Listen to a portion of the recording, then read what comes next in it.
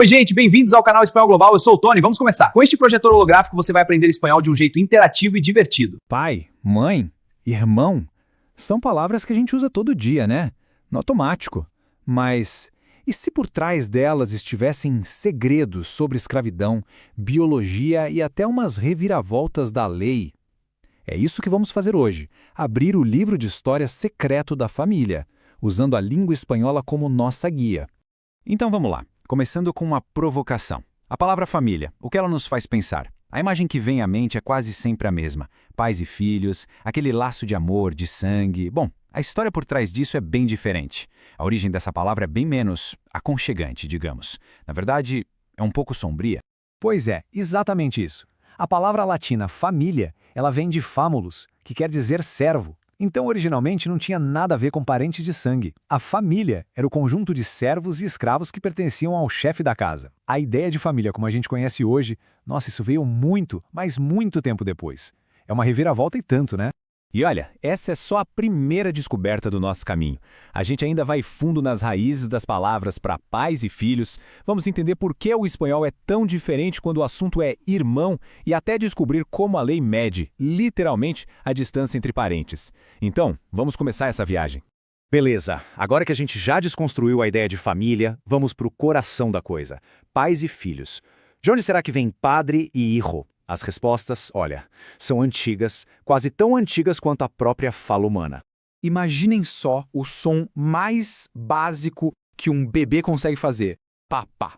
É basicamente daí que vem padre. A raiz vem de uma língua que os linguistas chamam de proto-indo-europeu, que é tipo o tataravô de um monte de línguas da Europa e da Ásia. E o curioso é que essa raiz é onomatopeica, ela imita o som. É por isso que a palavra para pai é tão parecida em tantas línguas. É um dos sons mais universais e antigos da humanidade. E aqui a gente vê a prova disso. Olhem só como essa raiz antiga foi se espalhando, do sânscrito ao grego, do latim ao inglês e, claro, ao espanhol. Todas essas palavras para pai formam literalmente uma família de palavras, todas com o mesmo ancestral sonoro. E a palavra hijo? A origem dela é de uma delicadeza incrível.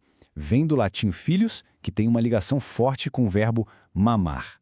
A mesma raiz, aliás, deu origem a palavras como fêmea e fecundo. No fundo, a palavra descreve a conexão física mais primitiva e fundamental que existe, a da amamentação. Agora, vamos falar dos irmãos, e é aqui que a história fica muito, mas muito curiosa. Porque enquanto a maioria das línguas que vieram do latim seguiram por um caminho, o espanhol pegou um desvio. A jornada da palavra hermano é uma dessas peculiaridades fascinantes da linguística. Funciona assim. A maioria das línguas latinas, tipo o italiano com fratello ou o francês com frère, pegaram sua palavra para irmão, do latim frater. Simples, direto. Mas o espanhol fez uma coisa diferente. Em latim existia a expressão completa frater germanus, que queria dizer irmão carnal, irmão de sangue. Com o tempo, o espanhol simplesmente deixou o frater de lado e ficou só com o germanus, que evoluiu para hermano. É como se tivessem decidido ficar com o adjetivo e jogar o substantivo fora. Bem único, né? Ok, já passamos pelo núcleo familiar. Agora, vamos expandir um pouco essa teia, né? Vamos para os tios, sobrinhos e avós. E as palavras para eles vêm de lugares bem surpreendentes. Olha só que mistura interessante. Tio e tia, por exemplo, não vem do latim. É um helenismo, ou seja, uma palavra emprestada lá do grego. Já sobrino, antes queria dizer primo por parte de mãe. E abuelo era só um termo genérico para qualquer parente mais velho. Cada palavra dessas tem uma biografia própria, uma jornada única. Mas a gente sabe que família não é só sangue, né? O casamento cria uma rede totalmente nova de parentes, que não são definidos pela biologia, mas sim pela lei. É o que se chama de parentesco por afinidade. E é justamente aqui que as palavras escondem uma das maiores ironias da língua. De forma bem simples, a afinidade é o que acontece quando os pais de uma pessoa se tornam sogros da outra. Os irmãos viram cunhados e por aí vai. Não existe uma conexão de sangue, mas sim um vínculo que é criado pela lei e pela sociedade. E agora, uma das maiores ironias. A palavra em espanhol para cunhado, cunhado, vem do latim cognatus. O significado literal dessa palavra latina é co-nascido, ou seja, nascido junto. Parece uma relação de sangue, não parece?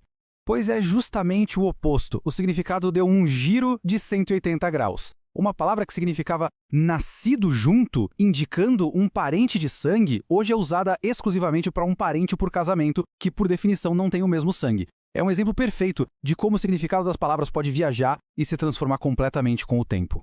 Para nossa última parte, vamos sair um pouco da história da língua para entrar no mundo do direito. Para questões de herança, casamento, essas coisas, a lei precisa de um jeito bem preciso de medir a distância entre familiares. E isso é feito através dos chamados graus de parentesco. O sistema até que é bem lógico. Cada pulo entre gerações conta como 1 grau. Pais e filhos, por exemplo, estão a 1 pulo de distância. São parentes de 1º grau. Avós e irmãos estão a 2 pulos, 2º grau. Tios e sobrinhos, a 3, e assim por diante. É quase como um mapa para medir o quão próxima a família é. E como é que se faz esse cálculo na prática? Vamos pegar o caso de um tio e um sobrinho para ver. O segredo é sempre subir até o ancestral que eles têm em comum e depois descer. Então, partindo do sobrinho, a gente sobe 2 gerações até o avô, que é o ancestral comum. Isso já são 2 graus. Daí a gente desce 1 geração do avô até o tio. Mais 1 grau. Somando tudo, 2 mais 1 igual a 3. Tio e sobrinho são parentes de 3º grau. Simples, né? E com isso, a gente percebe que essas palavras tão comuns do dia a dia são como pequenos museus. Cada uma guarda histórias sobre leis, biologia, grandes mudanças na sociedade. E isso nos faz pensar, se até as palavras de família são tão cheias de segredos, o que mais será que está escondido bem na nossa frente, no nosso vocabulário? Que outras histórias a língua ainda está esperando para nos contar?